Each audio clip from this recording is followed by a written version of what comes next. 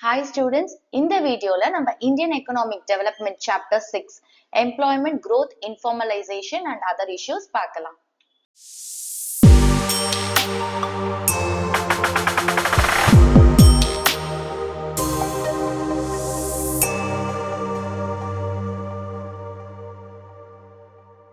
Employment ரிலேட்டடா நம்ம சில பேசிக் கான்செப்ட்ஸ் பார்க்கலாம். ஃபர்ஸ்ட் நம்ம ஒர்க்கரோட மீனிங் பார்க்கலாம்.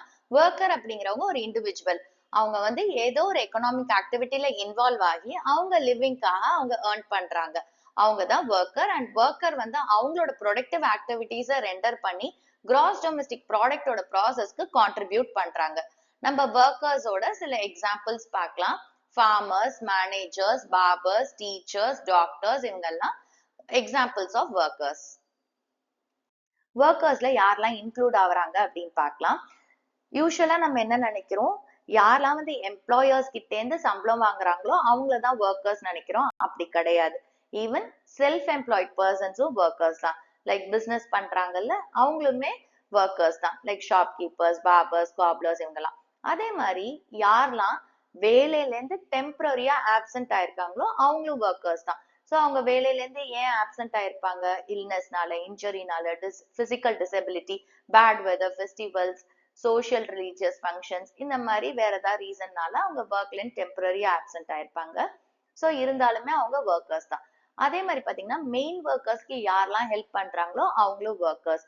ஸோ அவங்க வந்து அவங்களோட கெப்பாசிட்டியில அவங்க ஏதோ ஒரு எக்கனாமிக் ஆக்டிவிட்டீஸ்ல என்கேஜ் ஆயிருக்காங்க. ஸோ அவங்களும் ஒர்க்கர்ஸ்.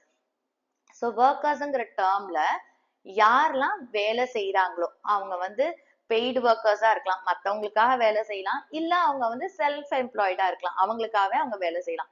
சோ இந்த மாதிரி இருந்தா கூட அவங்க ஒர்க்கர்ஸ் அப்படிங்கிற டேர்ம்குள்ள வருவாங்க.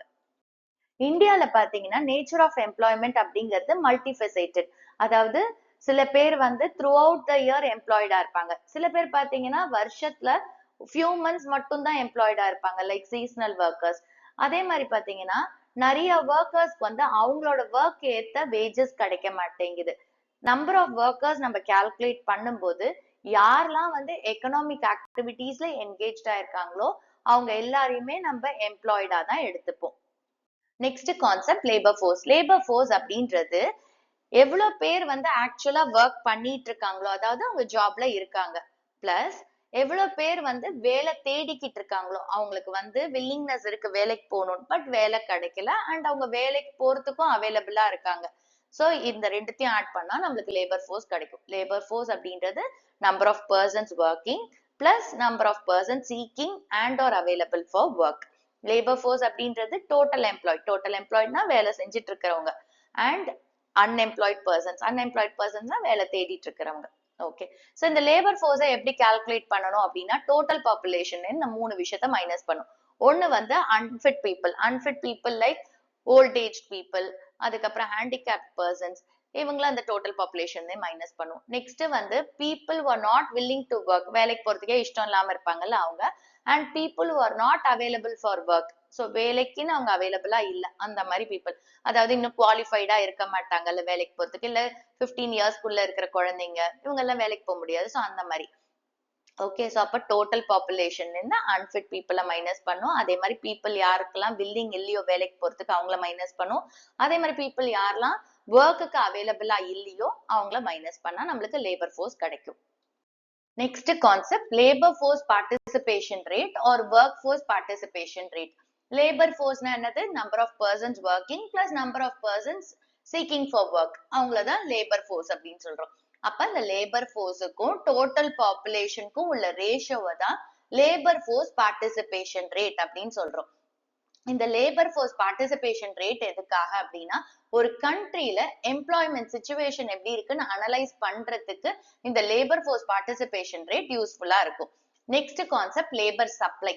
லேபர் சப்ளை அப்படின்றது கொடுக்கிற வேஜுக்கு எவ்வளோ டோட்டல் ஆர்ஸ் ஒர்க்கர்ஸ் வந்து வில்லிங்கா இருக்காங்க ஒர்க் பண்றதுக்கு அப்படின்னு சொல்றதுதான் லேபர் சப்ளை.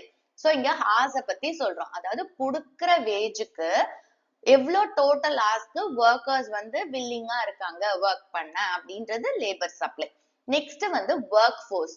ஒர்க் ஃபோர்ஸ்ங்கிறது ஒரு பர்டிகுலர் டைம்ல எவ்வளோ நம்பர் ஆஃப் பர்சன்ஸ் ஆக்சுவலா எம்ப்ளாய்டா இருக்காங்க அப்படின்றதுதான் ஒர்க் ஃபோர்ஸ். சோ இன்னைக்கு எத்தனை பேர் வந்து ஆக்சுவலா வேலையில இருக்காங்க, எம்ப்ளாய்டா இருக்காங்க அப்படின்னா அது ஒர்க் ஃபோர்ஸ். ஓகே, சோ எத்தனை பேர் வேலை செஞ்சுட்டு இருக்காங்களோ இன்னைக்கு அவங்கள ஒர்க் ஃபோர்ஸ் அப்படின்னு சொல்லுவோம். சோ ஒர்க் ஃபோர்ஸ்ல வந்து ப்ரொடக்டிவ் ஆக்டிவிட்டீஸ்ல யாரெல்லாம் என்கேஜ்டா இருக்காங்களோ அவங்க எல்லாம் ஒர்க் ஃபோர்ஸ்ல வருவாங்க. அண்ட் ஒர்க் ஃபோர்ஸ்ல வந்து அன்எம்ப்ளாய்ட் பீப்புள் வரமாட்டாங்க. அதாவது யாருக்கெல்லாம் வேலைக்கு போகணும்னு இஷ்டம் இருக்கு பட் அவங்களுக்கு வேலை கிடைக்கலையோ அவங்க எல்லாம் வந்து ஒர்க் ஃபோர்ஸ்ல வரமாட்டாங்க. So work force is equal to labour force minus unemployed people. Work force is equal to labour force minus unemployed people. Next வந்து participation of people in employment. Worker population ratio அப்படின்றது ஒரு கண்ட்ரில employment situation எப்படி இருக்குன்னு analyse பண்றதுக்கான ஒரு indicator. Okay, worker population ratio அப்படின்னா என்ன? ஒர்க்கர் பாப்புலேஷன் ரேஷியோ அப்படின்றது டோட்டல் நம்பர் ஆஃப் ஒர்க்கர்ஸ்க்கும் டோட்டல் பாப்புலேஷனுக்கும் உள்ள ரேஷியோ தான் ஒர்க்கர் பாப்புலேஷன் ரேஷியோ. பாப்புலேஷன் அப்படின்றது வந்து ஒரு பர்டிகுலர் பாயிண்ட் ஆஃப் டைம்ல ஒரு பர்டிகுலர் லொக்காலிட்டியில எவ்வளோ டோட்டல் நம்பர் ஆஃப் பீப்புள் இருக்காங்களோ அதுதான் பாப்புலேஷன். ஓகே, ஸோ அப்போ ஒர்க்கர் பாப்புலேஷன் ரேஷியோன்றது டோட்டல் நம்பர் ஆஃப் ஒர்க்கர்ஸ்க்கும் டோட்டல் பாப்புலேஷனுக்கும் உள்ள ரேஷியோ. ஸோ இதை வந்து நம்ம பெர்சன்டேஜ்ல தான் எக்ஸ்பிரஸ் பண்ணுவோம். So worker population ratio or population rate அப்படின்றது total number of workers or total workforce divided by total population into 100. So total number of workers or total workforce divided by total population into 100. Into 100 பண்ணாதான் நம்மளுக்கு percentage வரும். So இந்த worker population ratio நம்ம percentageல express பண்றோம்.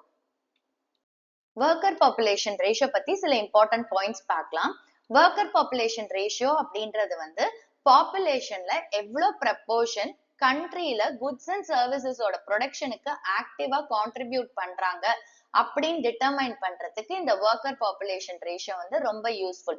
இப்போ worker population ratio வந்து ஜாஸ்தியா இருக்கு அப்படின்னா அப்ப பாப்புலேஷன்ல வந்து ஹை ப்ரப்போர்ஷன் எக்கனாமிக் ஆக்டிவிட்டீஸ்ல இன்வால்வ் ஆயிருக்காங்கன்னு அர்த்தம். அதே வந்து இந்த ஒர்க்கர் பாப்புலேஷன் ரேஷியோ மீடியமாவோ இல்ல லோவராவோ இருந்துச்சு அப்படின்னா அப்போ எக்கனாமிக் ஆக்டிவிட்டீஸ்ல கம்மி பேர் தான் இன்வால்வ் ஆயிருக்காங்க அப்படின்னு அர்த்தம். ஸோ ஒர்க்கர் பாப்புலேஷன் ரேஷியோ வந்து சொசைட்டில ஒர்க்கர்ஸோட ஸ்டேட்டஸ் என்ன, அவங்களோட ஒர்க்கிங் கண்டிஷன்ஸ் என்ன அப்படிங்கறத இண்டிகேட் பண்ணும். ஸோ ஒரு ஒர்க்கரோட ஸ்டேட்டஸை தெரிஞ்சுக்கிட்டோம் அப்படின்னா, அதாவது அவரோட ஆர்கனைசேஷன்ல அவர் என்ன ஸ்டேட்டஸ்ல இருக்காரு, என்ன பொசிஷன்ல இருக்காரு அப்படின்னு தெரிஞ்சுக்கிட்டா அந்த கண்ட்ரில குவாலிட்டி ஆஃப் எம்ப்ளாய்மெண்ட் எப்படி இருக்கும் அப்படிங்கறத டிட்டர்மைன் பண்ண முடியும். அதே மாதிரி ஒரு ஒர்க்கர் அவரோட ஜாப்ல எவ்வளவு அட்டாச்சா இருக்காரு அண்ட் அந்த ஆர்கனைசேஷன் அதே மாதிரி அவரோட கோ ஒர்க்கர்ஸ் கிட்ட எவ்வளவு அத்தாரிட்டி பொசஸ் பண்றாரு அப்படிங்கறதையுமே இந்த ஒர்க்கர் பாப்புலேஷன் ரேஷியோல இருந்து நம்ம தெரிஞ்சுக்கலாம். 2017-18ல இந்தியாவோட ஒர்க்கர் பாப்புலேஷன் ரேஷியோ எப்படி இருந்துச்சு அப்படின்னா அந்த டேட்டாவை பார்க்கலாம். ஸோ இங்க வந்து ஜெண்டர் பேசிஸ்ல கிளாசிஃபை பண்ணியிருக்காங்க men women and worker population ratio rural area urban area கொடுத்துருக்காங்க. So men total worker population ratio வந்து 52.1, விமெனோட total worker population ratio 16.5. Okay, so rural ஏரியால ஒர்க்கர் பாப்புலேஷன் ரேஷியோ மென் பார்த்தீங்கன்னா 51.7 அண்ட் அர்பன்ல 53.0 அண்ட் விமென் ரூரல் ஏரியால worker population ratio 17.5 and அர்பன்ல வந்து 14.2. Okay, so இப்போ டோட்டல் ஒர்க்கர் பாப்புலேஷன் ரேஷியோ பார்த்தீங்கன்னா 34.7. இதை ஆட் பண்ணாதீங்க, இது எல்லாமே பெர்சன்டேஜ்ல கொடுத்துருக்காங்க, ஸோ ஆட் பண்ண முடியாது. ஸோ இங்க டோட்டல் ஒர்க்கர் பாப்புலேஷன் 34.7, அர்பன்ல வந்து டோட்டல் ஒர்க்கர் பாப்புலேஷன் 33.9 அண்ட் ரூரல்ல 35.0. கொடுத்திருக்கிற டேபிள்ல இருந்து நம்ம வந்து கன்க்ளூஷன்ஸ்க்கு வரலாம். ஸோ இப்போ ஃபர்ஸ்ட் வந்து இங்க பாத்தீங்கன்னா டோட்டல் ஒர்க்கர் பாப்புலேஷன் 34.7% கொடுத்திருக்காங்க. ஸோ இதை பெர்சன்டேஜ்ல எக்ஸ்பிரஸ் பண்ணியிருக்கோம். அப்ப என்ன அர்த்தம்? ஒவ்வொரு 100%க்கும் இந்தியால 34.7% வந்து ஒர்க்கர்ஸா இருக்காங்க. அப்ப அவங்க என்ன செஞ்சுட்டு இருக்காங்க? ஏதோ ஒரு வேலையில பார்ட்டிசிபேட் பண்ணிட்டு இருக்காங்க.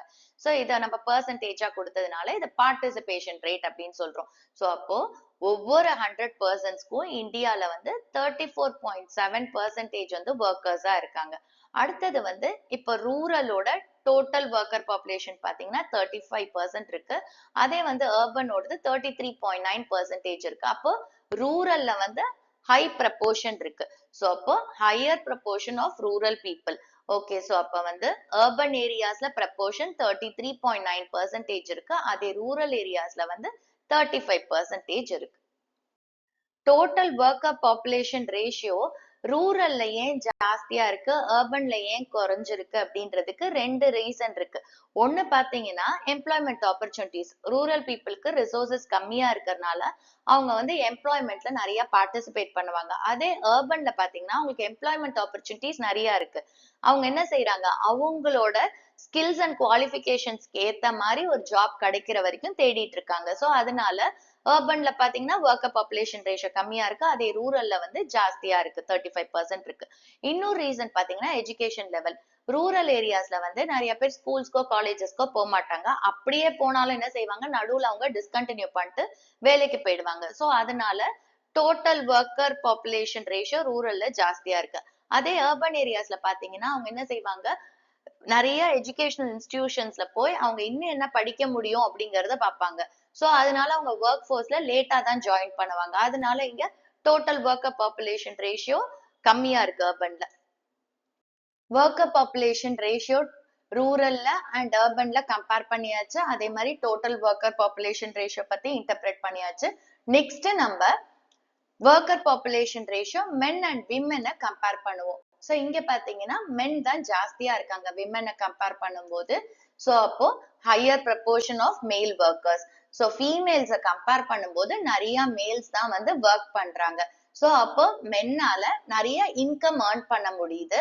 அண்ட் அதனால என்ன பண்றாங்க, அவங்க வந்து ஃபீமேல் மெம்பர்ஸ் இருப்பாங்கல்ல அவங்க ஃபேமிலிஸ், அவங்கள வந்து டிஸ்கரேஜ் பண்றாங்க, வேலைக்கு போக வேண்டாம் அப்படின்னு சொல்லி டிஸ்கரேஜ் பண்றாங்க. நெக்ஸ்ட் வந்து ரூரல் ஏரியாஸ்ல விமென் ஒர்க்கர்ஸ் ஜாஸ்தி இருக்காங்க, 17.5% இருக்கு. அதே அர்பன் ஏரியாஸ்ல பாத்தீங்கன்னா 14.2% தான் இருக்கு. இது என்ன ரீசன் அப்படின்னா, இப்ப ரூரல் ஏரியாஸ்ல இருக்கிற பீப்புள் எல்லாம் வீட்லயே இருக்க முடியாது. ஏன்னா அவங்களோட எக்கனாமிக் கண்டிஷன்ஸ் ரொம்ப கம்மியா இருக்கிறதுனால அவங்க வேலைக்கு போற மாதிரி இருக்கு. அதனால இங்க விமென் ஒர்க்கர்ஸ் ரூரல்ல ஜாஸ்தி இருக்காங்க. அதே அர்பன்ல பாத்தீங்கன்னா மேல் ஒர்க்கர்ஸ் வந்து நல்லாவே இன்கம் ஏர்ன் பண்ணுவாங்க. சோ அதனால அந்த அர்பன் ஃபேமிலிஸ், அதாவது அர்பன் ஏரியாஸ்ல இருக்கிற ஃபேமிலிஸ் எல்லாம் அவங்க வீட்ல இருக்கிற ஃபீமேல்ஸ் வந்து வேலைக்கு போக வேண்டாம் அப்படின்னு சொல்லி டிஸ்கரேஜ் பண்ணுவாங்க. நெக்ஸ்ட் வந்து underestimation of women workers. ஜென்ரலா நம்ம கண்ட்ரில வந்து விமென் ஒர்க்கர்ஸ் அண்டர் எஸ்டிமேட் பண்றாங்க. ஏன்னா அவங்க செய்யற நிறைய வேலையை ப்ரொடக்டிவ் ஒர்க் அப்படின்னு ரெகனைஸ் பண்றது கிடையாது.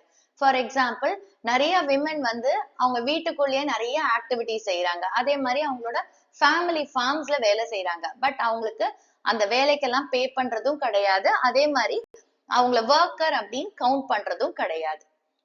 எம்ப்ளாய்மெண்டோட மீனிங் பார்க்கலாம். எம்ப்ளாய்மெண்ட் அப்படின்றது ஒரு பர்சன் அவங்களோட லிவிங்காக ஏர்ன் பண்றதுக்கு ஒரு ஆக்டிவிட்டி அவங்களை ஹெல்ப் பண்ணும், அதுதான் எம்ப்ளாய்மெண்ட். ஸோ எம்ப்ளாய்மெண்ட் அப்படிங்கிறது ஒரு அரேஞ்ச்மெண்ட். இந்த அரேஞ்ச்மெண்ட் மூலமா ஒரு பர்சன் வந்து அவங்களோட லைவ்லிஹுட்டுக்கு இன்கம் ஏர்ன் பண்ண முடியும். எம்ப்ளாய்மெண்ட் பாத்தீங்கன்னா ரெண்டு ஃபார்ம்ஸ்ல இருக்கு. ஒன்னு செல்ஃப் எம்ப்ளாய்மெண்ட், இன்னொன்னு wage employment. Wage employment again நம்ம ரெண்டா கிளாசிஃபை பண்ணலாம். ஒன்னு வந்து ரெகுலர் ஒர்க்கர்ஸ், இன்னொன்னு கேஷுவல் ஒர்க்கர்ஸ். இதை இப்ப நம்ம டீடைல்டா பார்க்கலாம். செல்ஃப் எம்ப்ளாய்மெண்ட்னா என்னன்னு பார்க்கலாம். ஒர்க்கர்ஸ் வந்து அவங்களோட ஓன் ரிசோர்சஸை யூஸ் பண்ணி அவங்க லிவிங்காக ஏர்ன் பண்றதுக்கு ஒரு அரேஞ்ச்மெண்ட் பண்றாங்கல்ல, அதுக்கு பேர் தான் செல்ஃப் எம்ப்ளாய்மெண்ட். ஸோ எந்த ஒர்க்கர்ஸ்லாம் வந்து அவங்களோட லைவ்லிஹுட்டுக்காக அவங்களே ஒரு கம்பெனியை ஓன் பண்ணி ஆப்ரேட் பண்ணி ஏர்ன் பண்றாங்களோ அவங்க எல்லாம் செல்ஃப் எம்ப்ளாய்டு அப்படின்னு நம்ம சொல்லுவோம். ஸோ இங்க பாருங்க, எம்ப்ளாய்மெண்ட் டிஸ்ட்ரிபியூஷன், தட் இஸ் 2017-18ல பாத்தீங்கன்னா செல்ஃப் எம்ப்ளாய்டு வந்து 52.2% இருக்காங்க இந்தியால. அண்ட் செல்ஃப் எம்ப்ளாய்மெண்ட் அப்படின்றது வந்து மென் அண்ட் விமெனுக்கு வந்து இது ஒரு major source of livelihood. So self எம்ப்ளாய்மெண்ட்ல பாத்தீங்கன்னா ஒரு பர்சன் வந்து அவங்களோட ஓன் லேண்ட், லேபர், கேபிட்டல், ஆண்டர்பிரினர்ஷிப்பை வச்சு அவங்களோட லிவிங்கை அவங்களே ஏர்ன் பண்ணிக்கிறாங்க. Okay, for example shopkeepers, businessmen, இவங்க எல்லாம் வந்து செல்ஃப் எம்ப்ளாய்டு. நெக்ஸ்ட் வந்து வேஜ் எம்ப்ளாய்மெண்ட். வேஜ் எம்ப்ளாய்மெண்ட் அப்படிங்கிறது ஒரு ஒர்க்கர் ஒரு ஆர்கனைசேஷனுக்கு அவங்களோட ப்ரொடக்டிவ் ஆக்டிவிட்டீஸ்க்கு இவரோட லேபரை செல் பண்றாரு. லேபர்னா அவங்களோட ப்ரொடக்டிவ் ஆக்டிவிட்டீஸ்க்கு இந்த ஒர்க்கர் வந்து அவரோட ஸ்கில், எஃபர்ட்ஸ் இதெல்லாம் செல் பண்றாரு. இன் ரிட்டர்ன் அந்த ஆர்கனைசேஷன் அவருக்கு வேஜஸ் கொடுக்குது. ஸோ ஒர்க்கர் வந்து அவரோட லேபரை செல் பண்ணதுனால அந்த வேஜஸை இன் ரிட்டர்ன் ஏர்ன் பண்றாரு. இந்த அரேஞ்ச்மெண்ட்டுக்கு பேர் தான் வேஜ் எம்ப்ளாய்மெண்ட். வேஜ் எம்ப்ளாய்மெண்ட்ல ஒர்க்கரை எம்ப்ளாயி அப்படின்னு சொல்லுவோம். எம்ப்ளாயினா ஹையர்டு ஒர்க்கர். அதாவது சம்பளத்துக்கு வேலைக்கு எடுத்திருக்காங்க. ஓகே, இந்த லேபரை வாங்குறாங்கல்ல, ஒர்க்கர் கிட்ட இருந்து இந்த லேபரை வாங்குறாங்கல்ல, அவங்க பேர் எம்ப்ளாயர். ஒர்க்கர்ஸ் கிட்ட வந்து எந்த ரிசோர்சஸும் இருக்காது. லைக் லேண்டு, கேபிட்டல், ஆண்டர்பிரினர்ஷிப் இந்த மாதிரி ரிசோர்சஸ் இருக்காது. அவங்க கிட்ட அவங்களோட லேபர் மட்டும்தான் இருக்கும். ஓகே, சோ இப்போ இந்த லேபர் சர்வீசஸ இந்த ஒர்க்கர் ஆஃபர் பண்றாங்கல்ல, எதுக்காக ஆஃபர் பண்றாங்க? வேஜஸ் வாங்குறதுக்காக. ஓகே, ஃபார் எக்ஸாம்பிள் இப்போ ஒரு டாக்டர் வந்து அவரோட ஓன் கிளினிக்க நடத்திட்டு இருக்காரு அப்படின்னா அவர் வந்து செல்ஃப் எம்ப்ளாய்ட். ஸோ இது செல்ஃப் எம்ப்ளாய்மெண்ட்டுக்கு ஒரு எக்ஸாம்பிள். அதே வந்து ஒரு டாக்டர் ஏதாவது ஒரு ஹாஸ்பிட்டல்ல அவரை வந்து வேலைக்கு எடுத்திருக்காங்க அப்படின்னா அப்ப அந்த டாக்டர் வந்து அந்த ஹாஸ்பிட்டல்ல எம்ப்ளாய்டா இருக்காருன்னு அர்த்தம். அப்ப அந்த ஹாஸ்பிட்டல் அவருக்கு வந்து வேஜ் கொடுக்கும். ஸோ அப்ப அவர் வந்து ஒரு ஒர்க்கர் ஆர் எம்ப்ளாயியா இருப்பார் அந்த ஹாஸ்பிட்டலுக்கு. ஸோ இது வந்து வேஜ் எம்ப்ளாய்மெண்ட்டுக்கு ஒரு எக்ஸாம்பிள். வேஜ் எம்ப்ளாய்மெண்ட் ரெண்டு டைப்ஸ்ல இருக்கு. ஒன்னு வந்து regular workers R regular salaried employees. எப்ப வந்து ஒரு இண்டிவிஜுவலோ இல்ல என்டர்பிரைஸோ, அது கவர்மெண்ட் செக்டர் என்டர்பிரைஸாவும் இருக்கலாம் இல்ல பிரைவேட் செக்டர் என்டர்பிரைஸாவும் இருக்கலாம். அப்ப அந்த இண்டிவிஜுவலோ இல்ல வந்து அந்த என்டர்பிரைஸோ ஒரு ஒர்க்கரை அவங்களோட கம்பெனில வேலைக்கு எடுத்துக்கிறாங்க அண்ட் அந்த ஒர்க்கருக்கு ரெகுலர் பேசிஸ்ல வேஜஸ் கொடுக்குறாங்க அப்படின்னா அந்த ஒர்க்கர் வந்து regular salaried employee. For example இப்போ ஒரு ஸ்கூல் இருக்கு, அங்க ஒரு டீச்சரை ஹையர் பண்ணிருக்காங்க. அப்ப அந்த டீச்சருக்கு மாசம் மாசம் சம்பளம் கொடுக்குறாங்க அப்படின்னா அந்த டீச்சர் வந்து regular salaried employee. Okay, so ஒர்க்கர்ஸ வந்து பெர்மனன்ட் பேசிஸ்ல ஹையர் பண்ணுவாங்க அண்ட் அவங்களுக்கு சோஷியல் செக்யூரிட்டி பெனிஃபிட்ஸ் கிடைக்கும். லைக் பென்ஷன், ப்ராவிடென்ட் ஃபண்ட் இந்த மாதிரி. ஓகே, 2017-18ல பாத்தீங்கன்னா எம்ப்ளாய்மெண்ட் டிஸ்ட்ரிபியூஷன்ல இந்தியாவோட ஒர்க் ஃபோர்ஸ்ல 22.8% ரெகுலர் ஒர்க்கர்ஸ் இருந்தாங்க. சோ இந்த ரெகுலர் ஒர்க்கர்ஸ்க்கு எக்ஸாம்பிள் ப்ரொஃபசர்ஸ், டீச்சர்ஸ், அதே மாதிரி கன்ஸ்ட்ரக்ஷன் கம்பெனில ஒர்க் பண்ற சிவில் இன்ஜினியர் இந்த மாதிரி. அடுத்த type of wage employment casual workers. Casual workers அப்படிங்கிறவங்க வந்து மத்தவங்களோட ஃபார்ம்ஸ்லயோ இல்ல நான் ஃபார்ம் என்டர்பிரைசஸ்லயோ வேலை செய்வாங்க அண்ட் இன் ரிட்டர்ன் அவங்களுக்கு வந்து ரெமுனரேஷன் கிடைக்கும். அவங்க என்ன வேலை செஞ்சிருக்காங்களோ அதுக்கான ரெமுனரேஷன் கிடைக்கும். அவங்க தான் கேஷுவல் ஒர்க்கர்ஸ். சோ இப்போ ரெகுலர் ஒர்க்கர்ஸ் அப்படிங்கிறவங்களும் மத்தவங்களோட ஆர்கனைசேஷன்ல தான் வேலை செய்வாங்க. பட் அவங்களுக்கு ரெகுலரா ஒரு இன்கம் வரும். ரெகுலரா வேஜஸ் ஏர்ன் பண்ணுவாங்க. பட் இவங்களுக்கு பாத்தீங்கன்னா இந்த கேஷுவல் ஒர்க்கர்ஸ்க்கு அவங்க என்ன வேலை செஞ்சிருக்காங்களோ அதுக்கான ரெமுனரேஷன் தான் கிடைக்கும். சோ இவங்க தான் casual workers and casual workers வந்து பெர்மனன்ட் பேசிஸ்ல ஹையர் பண்ண மாட்டாங்க. சோ அவங்களுக்கு வந்து ரெகுலர் இன்கம் இருக்காது. அதே மாதிரி பாத்தீங்கன்னா கவர்மெண்ட் கிட்ட இருந்து ப்ரொடெக்ஷனோ ரெகுலேஷனோ இருக்காது. ஜாப் செக்யூரிட்டி இருக்காது. Social benefits like provident fund, pension இதெல்லாம் கிடைக்காது. ஓகே, சோ எம்ப்ளாய்மெண்ட் டிஸ்ட்ரிபியூஷன் 2017-18ல பாத்தீங்கன்னா இந்தியாவோட ஒர்க் ஃபோர்ஸ்ல 25% கேஷுவல் ஒர்க்கர்ஸ் இருந்தாங்க. எம்ப்ளாய்மெண்ட் எப்படி டிஸ்ட்ரிபியூட் ஆயிருக்கு அப்படின்னு பார்க்கலாம். இதை வந்து நம்ம வேரியஸ் பேசிஸ்ல பார்க்க போறோம். ஃபர்ஸ்ட் வந்து ஜெண்டர் பேசிஸ்ல. ஸோ ஜெண்டர் பேசிஸ்னா மேல் ஒர்க்கர்ஸ், ஃபீமேல் ஒர்க்கர்ஸ் அப்படி பார்க்க போறோம். ஸோ மேல் ஒர்க்கர்ஸ்ல பாத்தீங்கன்னா self employed 52%, casual workers 24%, regular salaried employees 24%. அப்போ செல்ஃப் எம்ப்ளாய்மெண்ட் அப்படிங்கிறது தான் இங்க வந்து மேஜர் சோர்ஸ் ஆஃப் லைவ்லிஹுட் மேல் ஒர்க்கர்ஸை பொறுத்த வரைக்கும்.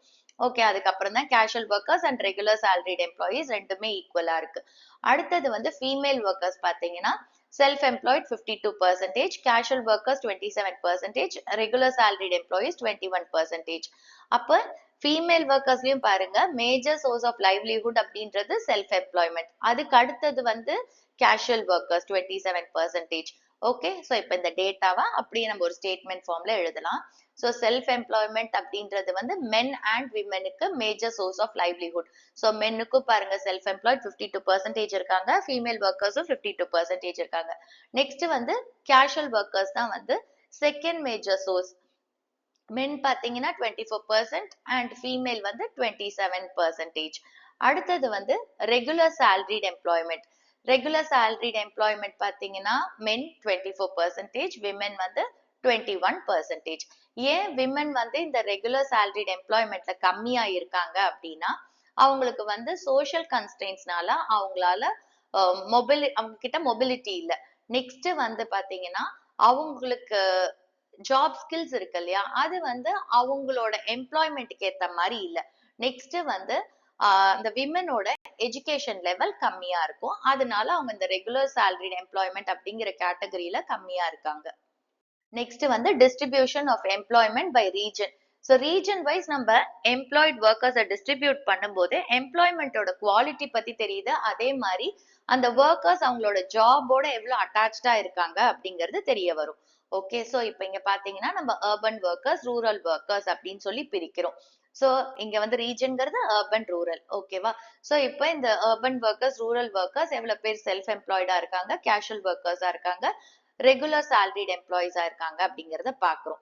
சோ இங்க ஃபர்ஸ்ட் நம்ம செல்ஃப் எம்ப்ளாய்மெண்ட் எடுக்கலாம். ரூரல் ஒர்க்கர்ஸ்ல பாத்தீங்கன்னா செல்ஃப் எம்ப்ளாய்மெண்ட் தான் ஃபர்ஸ்ட் இருக்கு 58%. அதே அர்பன் ஒர்க்கர்ஸ்ல பாத்தீங்கன்னா செல்ஃப் எம்ப்ளாய்டு அப்படின்றது செகண்ட். ஓகே, சோ அப்போ ரூரல் ஏரியாஸ்ல பாத்தீங்கன்னா அவங்களோட மேஜர் சோர்ஸ் ஆஃப் லைவ்லிஹுட் அப்படின்றது செல்ஃப் எம்ப்ளாய்மெண்ட். அண்ட் அர்பன் ஏரியாஸ்ல பாத்தீங்கன்னா second major source of livelihood தான் வந்துட்டு இந்த செல்ஃப் எம்ப்ளாய்மெண்ட். ரூரல் ஏரியாஸ்ல ஏன் செல்ஃப் எம்ப்ளாய்மெண்ட் ஜாஸ்தியா இருக்கு அப்படின்னா வந்துட்டு அங்க மெஜாரிட்டி ஆஃப் பீப்புள் அவங்களோட ஓன் லேண்ட்ல ஃபார்மிங் பண்ணுவாங்க. சோ அதனால வந்து ரூரல் ஏரியாஸ்ல செல்ஃப் எம்ப்ளாய்மெண்ட் ஜாஸ்தியா இருக்கு. நெக்ஸ்ட் வந்து casual workers. So casual workers பாத்தீங்கன்னா ரூரல் ஏரியாஸ்ல 29% இருக்காங்க. ஸோ இதுதான் உங்களோட second source of employment. And இங்க அர்பன் ஏரியாஸ்ல பாத்தீங்கன்னா 15% தான் கேஷுவல் ஒர்க்கர்ஸ் இருக்காங்க. நெக்ஸ்ட் வந்து regular salaried employees. So urban ஏரியாஸ்ல பாத்தீங்கன்னா இதுதான் மேஜர் சோர்ஸ்.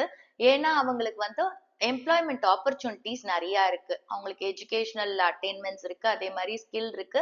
அதனால அவங்களுக்கு வந்து நிறைய எம்ப்ளாய்மெண்ட் ஆப்பர்ச்சுனிட்டிஸ் இருக்கு. அதே மாதிரி பாத்தீங்கன்னா அர்பன் ஏரியாஸ்ல வந்து நிறைய இண்டஸ்ட்ரீஸ் இருக்கு ரூரல் ஏரியாஸை கம்பேர் பண்ணும்போது.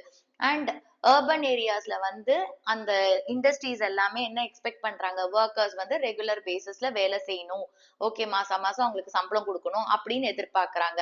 அதே ரூரல் ஏரியாஸ்ல பாத்தீங்கன்னா 13% தான் இருக்காங்க ரெகுலர் சேலரிட் எம்ப்ளாயீஸ்.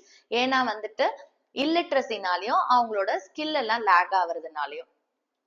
அடுத்தது distribution of employment in different sectors. So அடுத்த பேசஸ் என்னன்னா டிஃபரெண்ட் செக்டர்ஸ் வச்சு நம்ம பார்க்க போறோம். ஸோ ஒரு கண்ட்ரியோட எக்கனாமிக் டெவலப்மெண்ட் ப்ராசஸ்ல பாத்தீங்கன்னா லேபர்ஸ் எல்லாம் வந்துட்டு அக்ரிகல்ச்சர் அண்ட் அதர் ரிலேட்டட் ஆக்டிவிட்டீஸ்ல இருந்து இண்டஸ்ட்ரி அண்ட் சர்வீசஸ்க்கு போயிடுவாங்க. ஸோ இந்த ப்ராசஸ்ல பாத்தீங்கன்னா ஒர்க்கர்ஸ் வந்து ரூரல் ஏரியாஸ்ல இருந்து அர்பன் ஏரியாஸ்க்கு மைக்ரேட் ஆவாங்க. ஸோ கிராஜுவலா என்ன ஆகும், ஒரு லேட்டர் ஸ்டேஜ்ல இண்டஸ்ட்ரியல் செக்டார் வந்து அதோட டோட்டல் எம்ப்ளாய்மெண்ட் அப்படிங்கிற ஒரு ஷேரை வந்து லூஸ் பண்ண ஆரம்பிச்சிரும். ஏன்னா சர்வீஸ் செக்டார்ஸ் எல்லாம் ரொம்ப ரேப்பிடா ஒரு பீரியட்ல எக்ஸ்பேண்ட் ஆக ஆரம்பிச்சிரும். ஸோ நம்ம ஜென்ரலா என்ன பண்றோம், இந்த எக்கனாமிக் ஆக்டிவிட்டிஸ் எல்லாத்தையுமே ஒரு 8 இண்டஸ்ட்ரியல் டிவிஷன்ஸ்ல நம்ம கிளாசிஃபை பண்றோம். ஒன்னு வந்து agriculture, next mining and quarrying, அடுத்தது மேனுஃபேக்சரிங், அதுக்கப்புறம் electricity, gas and water supply, அடுத்தது construction, trade, transport and storage and services. நம்ம எக்கானமில 3 செக்டார்ஸ் இருக்கு, primary sector, secondary sector and tertiary sector. So இந்த 8 இண்டஸ்ட்ரியல் டிவிஷன்ஸ்ல ஒர்க் பண்ற ஒர்க்கர்ஸை நம்ம வந்து இந்த 3 செக்டார்ஸ்குள்ள கிளப் பண்ண போறோம். ஸோ அப்போ பிரைமரி செக்டார்ல அக்ரிகல்ச்சர், மைனிங் அண்ட் குவாரிங் வரும். செகண்டரி செக்டார்ல manufacturing, electricity, gas and water supply, construction வரும். அடுத்து டெர்ஷரி செக்டார்ல trade, transport and storage services வரும். இப்ப நம்ம இந்த டிஃபரெண்ட் செக்டார்ஸ்ல எப்படி எம்ப்ளாய்மெண்ட் டிஸ்ட்ரிபியூட் ஆயிருக்கு அப்படின்னு பார்க்கலாம். ஸோ பிரைமரி செக்டார்ல பாருங்க 44.6% இருக்கு, செகண்டரி செக்டார்ல வந்து 24.4% அண்ட் டெர்ஷரி செக்டார்ல 31%. ஸோ பிரைமரி செக்டார் தான் ஜாஸ்தியா இருக்கு. இதுதான் main source of employment for majority of workers in India. Next secondary செக்டார்ல பாத்தீங்கன்னா 24.4% தான் ஒர்க் ஃபோர்ஸ் இருக்காங்க அண்ட் சர்வீஸ் செக்டார்ல 31%. நெக்ஸ்ட் நம்மளுக்கு 2017-18ல இண்டஸ்ட்ரியில ஒர்க் ஃபோர்ஸ் எப்படி டிஸ்ட்ரிபியூட் ஆயிருக்கு அப்படிங்கிற டேட்டா கொடுத்திருக்காங்க. ஸோ இதை பெர்சன்டேஜ்ல கொடுத்திருக்காங்க. So industrial category primary sector, secondary sector, tertiary sector. Next வந்து area, that is place of residence, rural, urban. அடுத்தது gender, male, female. Okay, so இப்போ பிரைமரி செக்டார்ல பாருங்க, ரூரல்ல வந்து 59.8%, அர்பன்ல 6.6, மேல் வந்து 40.7, ஃபீமேல் வந்து 57.1 அண்ட் டோட்டல் 44.6. அடுத்த செகண்டரி செக்டார்ல பாருங்க, rural 20.4, urban 34.3, male 26.5, female 17.7, total 24.4. டெர்ஷரியில rural 19.8, urban 59.1, male 32.8, female 25.2 and total 31. So இதெல்லாமே பெர்சன்டேஜ்ல கொடுத்துருக்காங்க. ஓகே, இப்ப நம்ம டேபிள் ஃபார்மேட்ல பார்த்தோம்ல, அதை இப்ப நம்ம ஒரு பை சார்ட்ல பார்க்கலாம். இதுல என்ன டிஸ்ட்ரிபியூட் பண்றோம் அப்படின்னா டிஃபரெண்ட் செக்டார்ஸ்ல ரூரல் அண்ட் அர்பன் எம்ப்ளாய்மெண்ட்டை டிஸ்ட்ரிபியூட் பண்றோம். ஸோ இங்க பாத்தீங்கன்னா ரூரல் எம்ப்ளாய்மெண்ட்ல பிரைமரி செக்டார் 59.8% இருக்கு, secondary sector 20.4% and tertiary sector வந்து 19.8%. ஸோ ரூரல் ஏரியாஸ்ல எப்படி எம்ப்ளாய்மெண்ட் இருக்கு அப்படின்னு பாத்தீங்கன்னா primary செக்டார்ல 59.8 of the workforce employ ஆயிருக்காங்க. That is agriculture, mining and quarrying ல. அடுத்து secondary sector, அதாவது manufacturing industries, construction and other divisionsல பாத்தீங்கன்னா 20.4% rural workers இருக்காங்க. And tertiary sector or service sectorல பாத்தீங்கன்னா 19.8% வந்து employmentல இருக்காங்க rural workers. இந்த டிஃபரெண்ட் செக்டர்ஸ் அர்பன் எம்ப்ளாய்மெண்ட்ல எப்படி டிஸ்ட்ரிபியூட் ஆயிருக்கு அப்படின்னு பார்க்கலாம். ஸோ இப்போ பிரைமரி செக்டார் பார்த்தீங்கன்னா 6.6%, secondary sector 34.3%, tertiary sector 59.1%. So இங்க பாத்தீங்கன்னா பிரைமரி செக்டார் தான் ரொம்ப கம்மியா இருக்கு. ஏன்னா வந்து அர்பன் ஏரியாஸ்ல இந்த அக்ரிகல்ச்சரோ மைனிங்கோ மேஜர் சோர்ஸ் ஆஃப் எம்ப்ளாய்மெண்ட் கிடையாது. அடுத்தது டெர்ஷரி செக்டார்ல பாத்தீங்கன்னா urban workforce ல 34.3% வந்து எம்ப்ளாய்டா இருக்காங்க செகண்டரி செக்டார்ல. அண்ட் டெர்ஷரி செக்டார்ல பாத்தீங்கன்னா அதாவது சர்வீஸ் செக்டார்ல 59.1% urban workforce எம்ப்ளாய் ஆயிருக்காங்க. அந்த டேபிள் பார்த்தோம்ல, இப்ப இந்த டிஃபரெண்ட் செக்டார்ஸ்ல மேல் ஃபீமேல் எப்படி வந்து டிஸ்ட்ரிபியூட் ஆயிருக்காங்க அப்படின்னு பார்க்கலாம். ஸோ இப்போ மேல் பாருங்க, நம்மளுக்கு வந்து 40.7% பிரைமரி செக்டார்ல இருக்காங்க, செகண்டரி செக்டார்ல 26.5% இருக்காங்க அண்ட் டெர்ஷரி செக்டார்ல வந்து 32.8%. ஃபீமேல் பாத்தீங்கன்னா பிரைமரி செக்டார்ல 57.1, செகண்டரி செக்டார்ல 17.7 அண்ட் டெர்ஷரி செக்டார்ல 25.2%. ஸோ ஃபர்ஸ்ட் நம்ம மேல் எம்ப்ளாய்மெண்ட் பத்தி எழுதலாம். மேல் எம்ப்ளாய்மெண்ட் பாத்தீங்கன்னா பிரைமரி செக்டார்ல மேல் பாப்புலேஷன் 40.7%. செகண்டரி செக்டார்ல வந்து மேல் ஒர்க்கர்ஸ் எவ்வளவு பேர் என்கேஜ் ஆயிருக்காங்க 26.5%. அடுத்தது சர்வீஸ் ஆர் டெர்ஷரி செக்டார்ல மேல் ஒர்க்கர்ஸ் வந்து 32.8% எம்ப்ளாய்டா இருக்காங்க. ஃபீமேல் எம்ப்ளாய்மெண்ட் இந்த டிஃபரெண்ட் செக்டார்ஸ்ல எப்படி டிஸ்ட்ரிபியூட் ஆயிருக்கு அப்படின்னு பார்க்கலாம். இப்போ இங்க பிரைமரி செக்டார்ல பாத்தீங்கன்னா ஃபீமேல் 57.1%, செகண்டரி செக்டார்ல 17.7% அண்ட் டெர்ஷரி செக்டார்ல 25.2%. ஸோ இங்க பாத்தீங்கன்னா பிரைமரி செக்டார்ல ஃபீமேலோட கான்சென்ட்ரேஷன், அதாவது ஃபீமேல் ஒர்க்கர்ஸோட கான்சென்ட்ரேஷன் தான் ஜாஸ்தியா இருக்கு 57.1% as compared to மேல். மேல் வந்து பிரைமரி செக்டார்ல 40.7% தான் இருக்காங்க. இது ஏன் அப்படின்னா மேலுக்கு வந்து இந்த செகண்டரி செக்டார் அண்ட் டெர்ஷரி செக்டார்ல ஜாப் ஆப்பர்ச்சுனிட்டிஸ் கிடைக்கும். ஸோ அதனால அவங்க இந்த பிரைமரி செக்டார்ல இருந்து செகண்டரி அண்ட் டெர்ஷரி செக்டாருக்கு மூவ் ஆயிடுவாங்க. ஓகே, நெக்ஸ்ட் பாத்தீங்கன்னா ஃபீமேல் வந்து இந்த செகண்டரி செக்டார்ல 17.7% இருக்காங்க அண்ட் சர்வீஸ் செக்டார்ல வந்து ஃபீமேல் ஒர்க்கர்ஸ் 25.2% எம்ப்ளாய் ஆயிருக்காங்க. ஸோ உங்களுக்கு இந்த வீடியோ யூஸ்ஃபுல்லா இருந்திருக்கும்னு நினைக்கிறேன். உங்களுக்கு ஏதாச்சும் டவுட்ஸ் இருந்தா கமெண்ட் பாக்ஸ்ல போடுங்க. அண்ட் இந்த டேட்டாவெல்லாம் எப்படி இன்டர்பிரேட் பண்ணணும்னு புரிஞ்சுச்சா? ஸோ நம்ம வந்து என்ன கண்டென்ட் இருக்கோ அதை அப்படியே நம்ம ஒரு ஸ்டேட்மெண்ட் ஃபார்ம்ல கொடுக்குறோம். எங்கெங்க நம்மளால ரீசன்ஸ் கொடுக்க முடியுமோ அங்கெல்லாம் ரீசன்ஸ் கொடுத்து எழுதலாம். ஓகே, தேங்க்ஸ் ஃபார் வாட்சிங் த வீடியோ.